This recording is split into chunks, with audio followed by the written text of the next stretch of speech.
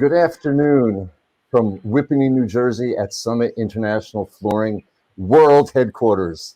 Today is May 18th, 2021. My name is David Newmark and I am the president of Summit International Flooring. And this is our episode number 39 for Summit Live. We have a very, very, very unusual show today. We are bringing in our independent agents from the Dallas-Fort Worth area, SpecReps. We will introduce them shortly, but before, as always, I'd like to introduce my co-worker, my National Sales Director, Marc Becker. Hello. And hello, Marc, as always. And of course, Alan Smith, who is our market segment manager behind the board producing the show today.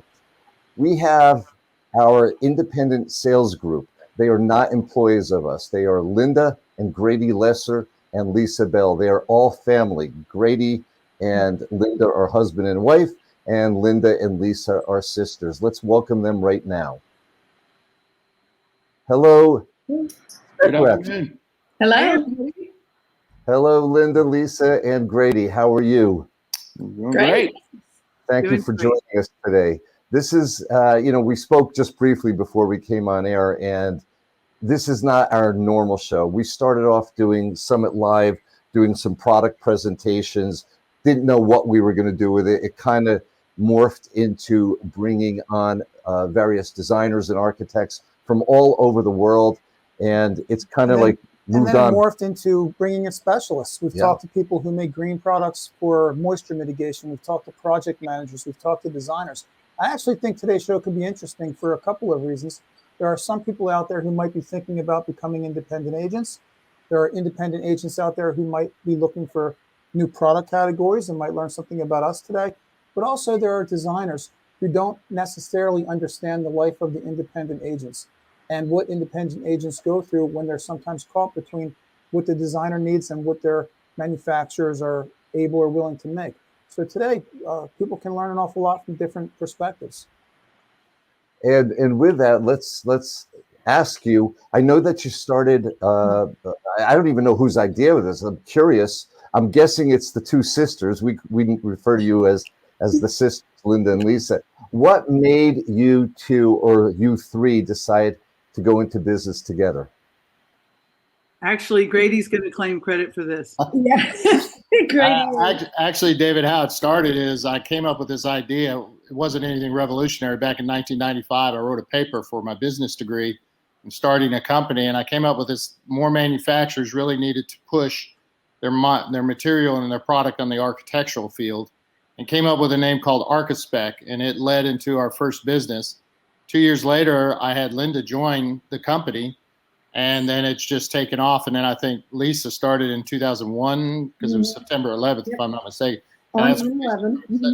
And we kind of morphed ourselves into a business that models itself after the architectural side, where they call the architects and the designers, and I deal with the subcontractors and the general contractors. Understood. And I could tell you, none of that is easy position. Both the architects and designers, and coming from my background, working on the dealer end, could not be easy at all. It's a battle. Once it gets out of the designer's hands, sometimes the general contractors have a mind of their own, and subcontractors have a mind of their own. So it's kind of a tug of war. But the beautiful thing is, because they have the relationship with the designer and the design teams, it makes it a whole lot easier so that I can get answers, and the communication is open.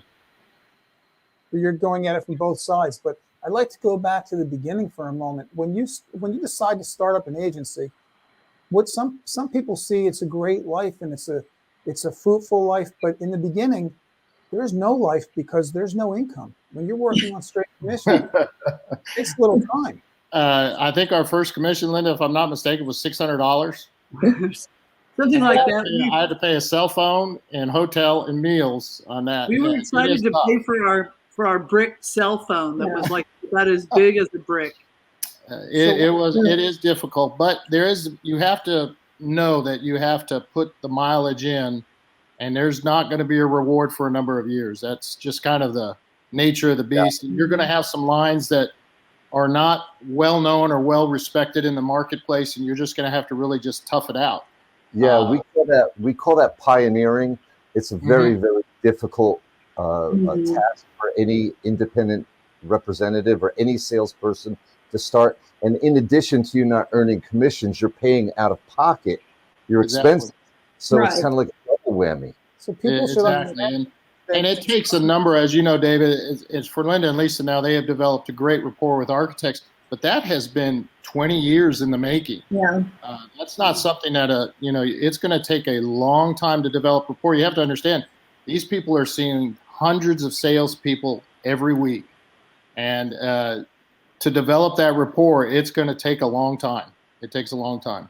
And not just that, but what David alluded to was when you first start out, you're grabbing whatever lines are available.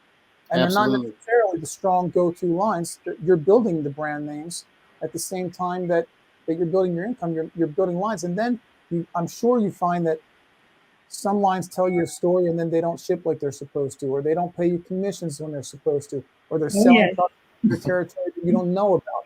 So there's talk to us about that, because I know that there are good companies that you can represent. There are companies you would not want to represent.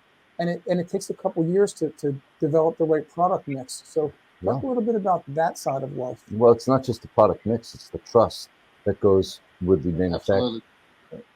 Well, everything is about relationships though. Yeah. So, we always kind of look for innovative products that are something different that the designers can get excited about, that we can get excited about. And also that are, cost effective, and that helps a lot. I mean, you can spec a product all day, but if it has a large target on it, or you have shipping issues, or, it's always going to have a target on it for budgetary reasons, or, whatever, product issues, then you're dead in the water. So it's the biggest thing is to find a good balance between having a great manufacturer with great lead times, great product, great pricing, all rolled into one. There you go. There's I would imagine sometimes you're working from the product forward. You're showing designers what you found, the green aspects, the performance aspects, all the great stuff, trying to get them to use it in a project. But I imagine there's also times where the designer's telling you, look, this is what I need. And maybe it exists and maybe that animal doesn't exist. And now you're working the other direction, trying to get a manufacturer to make what the designer's looking for. So we get an awful lot. I know Lisa can speak to that too. An awful lot of requests where they'll say, here's our inspirational photo. Do you have anything? And it's an entire room. Or property.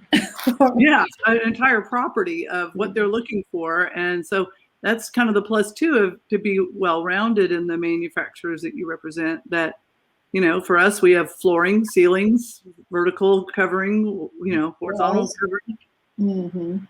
So it's kind of nice that hopefully, Well, and I think the best part of... Go ahead, Lisa. I'm sorry. I was just going to say, I think the best part of this job is when they do call us and say, here's my design intent. What do you have that, can fulfill this, or looks like this, or what options can you give me that kind of are in line with my inspiration here? And, Linda and I call it going with our bag of tricks, because, like Summit alone has so many flooring options. And we love that because we can cover all kinds of different spaces in this property or building or hotel or whatever it is. So an application. When you get an architect or a designer to call you and say, this is my design intent, what do you have? You hit a grand slam. That's a grand slam. We love that. We get that a lot. Everybody does, because, that's great. Not everyone gets that, because that means you earn their trust. And it really is a whole domino effect. You earn their trust. We have to earn your trust because we supply you. And so, it's all that it really is that. And, just like you look for unique products, so do we. Now we're 99%, focused on the flooring business with a little bit of wall product. But for the most part, we're a flooring company, and it's not easy to find just flooring products that are unique and different. So when we do find something, we get excited, and the excitement spreads, and we take it to the market like that. that trust you get is because of what Grady said, that you've earned that over a number of years. And sometimes you earn that by telling a designer, no, that's the wrong product for your application.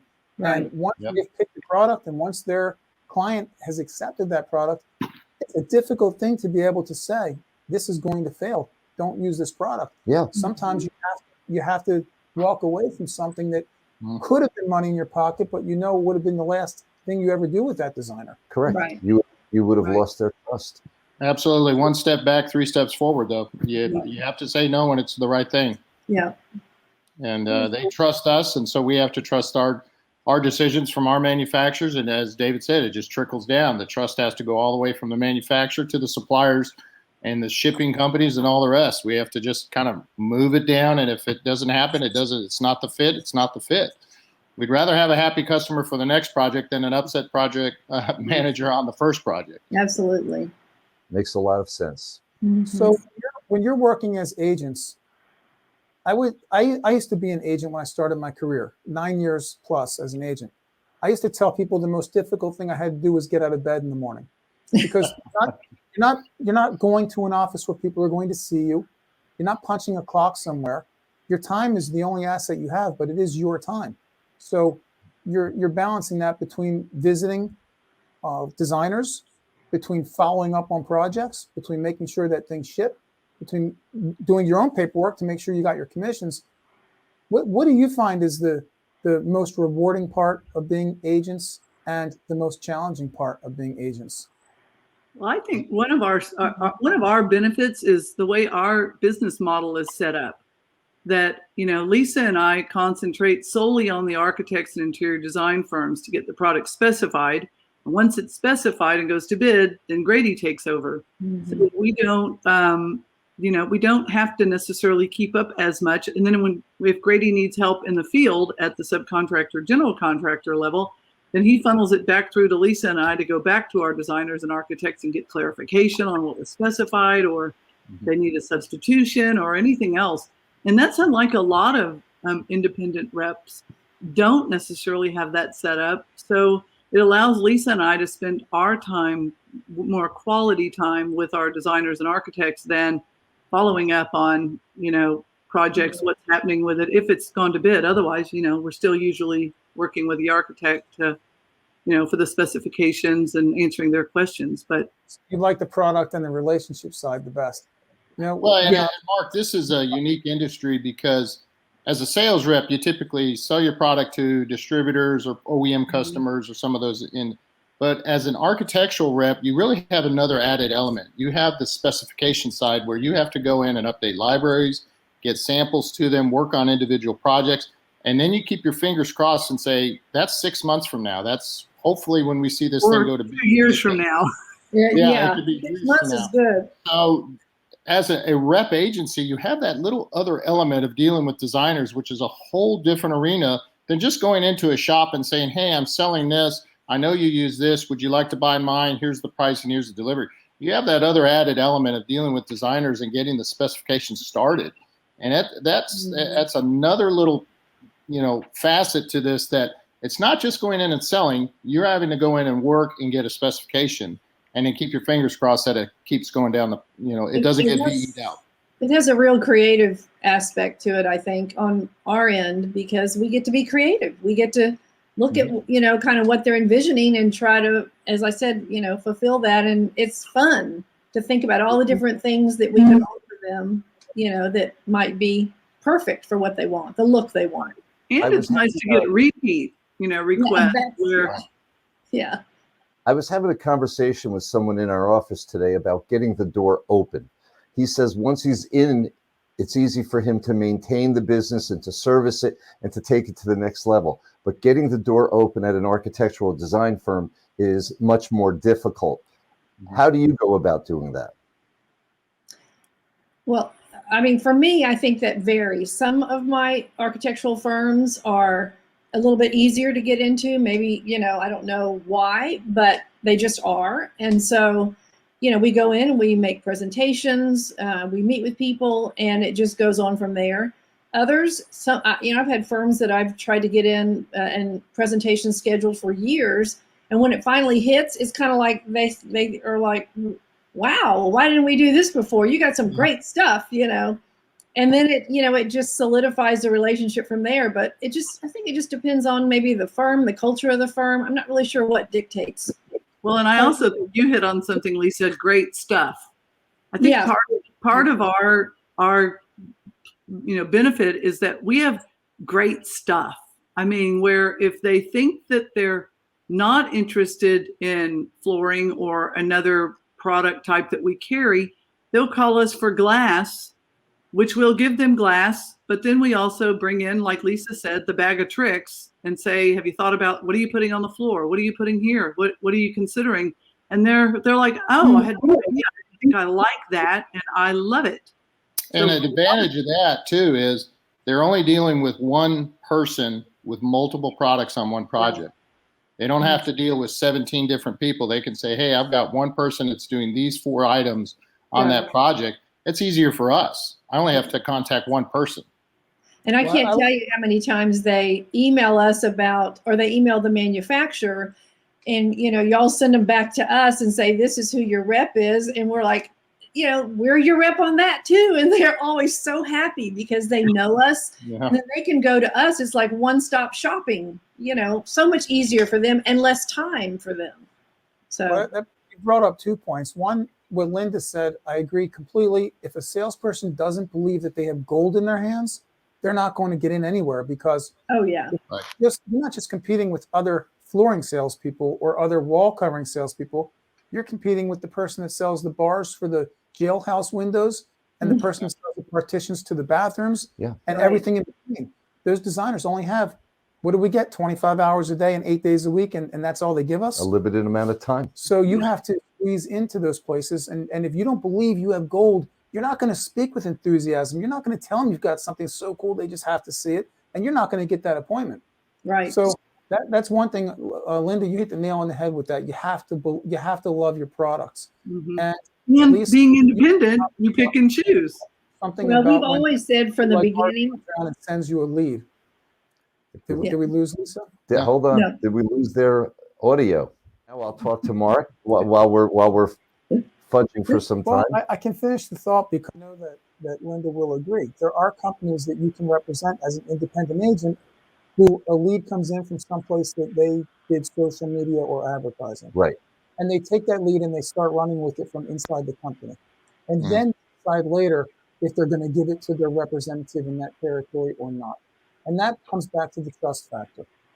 We give you every lead that comes in, whether you knew that person or didn't know that person, so that you can go develop a relationship. Right. To that point of, do you want one project or do you want the 10th project from that designer? Right. You have to develop those relationships and that's what project, and that's great.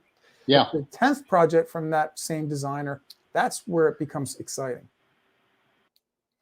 Okay. Well, we can interview Rocco. Is Rocco awake? Well, let's, This is Linda and Lisa's favorite person in the office. Yeah, Rocco is our office dog. He's our rescue dog. He comes into the office every day, and he really does enjoy doing these shows with us. And it's unfortunate that they're not here to see that, because I truly believe Lisa and Linda represent our products because they want to see Rocco. But anyway,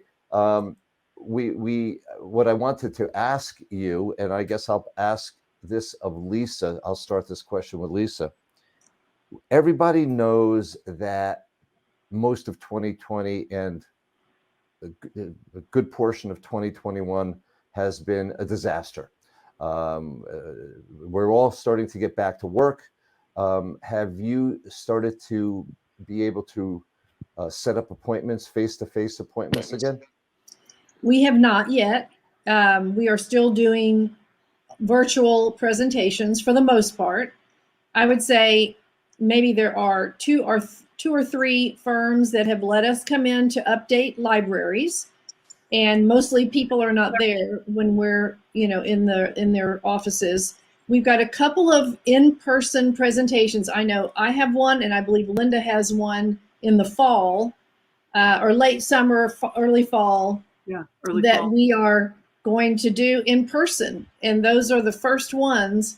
But for the most part, everyone is still doors closed. They have a staggered attendance as far as their own employees, and they're not allowing outside visitors for in-person presentations. So we're starting to get to the same. I mean, we're sort of in the same world here in the New York area, but I think we're actually able to get in front of some people now, maybe a little bit more regularly. Oh, great. We can, of course, with distance, with masks. Step by step, it's coming back. Yeah. That's so. I think we feel like it'll be back by, late fall, maybe sooner, but it's been slow. It's Well, for that's sure. another thing when you're working as independent agents and you're working for yourselves, you have to know you don't spend every single penny you get, because the times get it ebbs and flows, and it's a Right. survival in the long term. So Right. for anybody looking or thinking about building an agency, you can build yourself a great life where your time is your own and you make your own rules. But you got to have some staying power for the first year and a half or 2 years to develop some lines, to start making consistent commissions. Well, it's a major commitment. It's a major commitment what they did. Yeah. And the rule of thumb is 5 years. Is 5 years. Yeah. Well, you know what, Grady? You and Linda are married. So when you said, okay, let's. We are? Well, this week anyway. But the point is, you really you really rolled the dice. And I'm not saying Lisa didn't, but it's a different situation. Well, yes. And being a family. Both your incomes went right at it. And, for what it's worth, I work with my wife as well, although I don't know where she is right now. She's not in the office today. I'll find out. It can be challenging because it's 24/7. When you walk away from your job at 4:30 or 5 o'clock in the afternoon and you drive home, your job is there. Our job is with us 24/7. Yeah. And with this last year being so screwed up, we were at home a lot. So there was no, hey, are you going out this week? I'm going out this week kind of thing. It was no, we're all here. And then when you add the family member, Lisa, sister-in-law, you can tell where I rank in this company. I'm low man on the totem pole, and I mean low man. I understand. Well, we do need to explain the start, though, because Grady started it, as he said, with his business plan and was in it. But then he got out and took another job with a company as an employee. And Linda kept the SpecReps going for, I don't know, Linda, how many years? 5 years or? And 98 to 2001, 3 years. She lured me away from advertising to join her. And so when I did literally on the day of 9/11, Grady was doing a different job. And then he joined us, I think, rejoined us like 2 years later or something. He went to work for one of our manufacturers. Yeah. Yeah, I saw that. I saw how we were, as again, because you're a specifying rep, they had to follow quotes and sampling and projects and all that. I said, let's model it like an architectural firm where they have a project manager takes the role over, and you just, as Linda and Lisa will say, they just flip it over their shoulder and they'll go yours, and now it's out of their hand. They're on to the next. My favorite word. Yeah. Yours. That means they've done their job. It's up to exactly. They're like, hey, they're on to the next one, and if there's a problem, let us know. Yours is a challenge, because I do know there are numerous companies that are looking to change specifications to benefit themselves, or delay placing an order so that they can say it's not going to be ready in time, or all this. So it is a challenge. We face it every day. We live and we learn, and we have memories like elephants when it comes to that, quite honestly. Absolutely. And it's funny how fast things can change. I've sat in these construction meetings, and things can change in a nanosecond, where all of a sudden you think, oh, this is great news. And then the next thing you know, it's like, oh, wait, they're looking at a whole nother system here, just because the general contractor has this feeling about this. So it's a tightrope. Yeah, yes, it is. I guess we may have to wrap this show up, because we're already on for about 30 minutes, even though a good portion of it, we were just a comedy team over here trying to rough it up. I want to thank you personally. You are fun people. We love hanging with you. We love the martinis. We love seeing pictures of Grady sitting on a towel. We love all of the above. You're great people. And we love how enjoy good you working are with you. We love how good you are with the designers too. Yeah. You really make things happen out there. And we do hope that we, as a supplier, have been very good for you. Absolutely. Summit checks all the boxes. Fabulous products. In fact, if there is So one nice to problem work I have, with. Yeah. I do have a problem. Sometimes you guys are too fast getting a sample out. And I said, whoa, Mark, wait. It's already gone. I know. I was just going to say, shout out to Steve Hand and Gail for those products. Man, y'all ship them so fast. It's so fast. I'm like, wait, it's I'm like getting approval. I don't know if that's gone. Listen, you don't even know how many boxes go out of here a day. They don't wait. They jump on it. And Steve, I know. trying to get them to wrap your boxes a little bit less. But let me tell you what a relief that is to know that I don't have to mother something to make sure that something is sent. It is so relieving to know it's gone. I can always say your sample's gone. It's in the mail. We'll give you a UPS tracking number too. You know, this company was Yes. founded, I know we got to close it out in a moment, but we were founded on David's interest of finding unique and pretty products that would perform, that he could bring here that weren't here in the States already. But I like to look at us as we're a service company whose products happen to be flooring. And we look at it from that perspective. Yeah. The same way you get a UPS tracking number when we ship the sample, we tell the dealers every morning, we have somebody here who tells every dealer, your product is at the port, your product is through customs, here's a domestic tracking number. We think the service aspect is extremely important. Yeah, we do. We provide the answers before they ask the questions. Yeah. So we try to do the same thing when it comes to sending samples. You ask once, usually 5 or 10 minutes later, you have a tracking number, which has already been wrapped up, ready to go, tracked up, and we send it to you. Right. So we do our best. And I got to tell you, I'm going to say this again. You're a pleasure to work with. You're fun people. That makes a big difference because you have to enjoy what you're doing in order to be successful. At least I do. Agreed. Sure. Well, we have fun. Yes.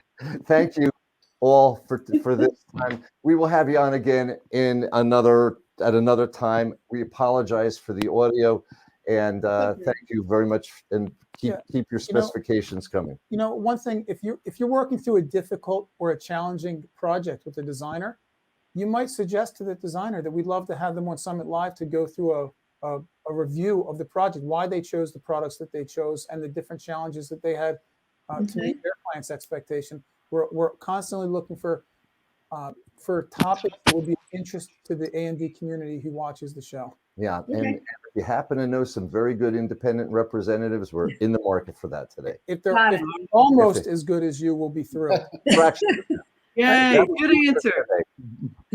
All right. Well, that'll do it for today. That'll do it for today, everybody. I thank you for joining us at Summit Live. We apologize for the technical difficulties, but hey, it happens. Every Tuesday, 2 p.m., or most every Tuesday, 2 p.m. Eastern, 11 a.m. Pacific, you will find us here. We broadcast on our website, LinkedIn, YouTube, and others. Thank you. If you have any questions, you could always email us at info@summit-flooring.com or call us at our toll-free number, 1-877-496-3566. Mark, as always, thank you. It's a pleasure. Alan, thank you behind the scenes. Rocco, be quiet next time. And thank you again.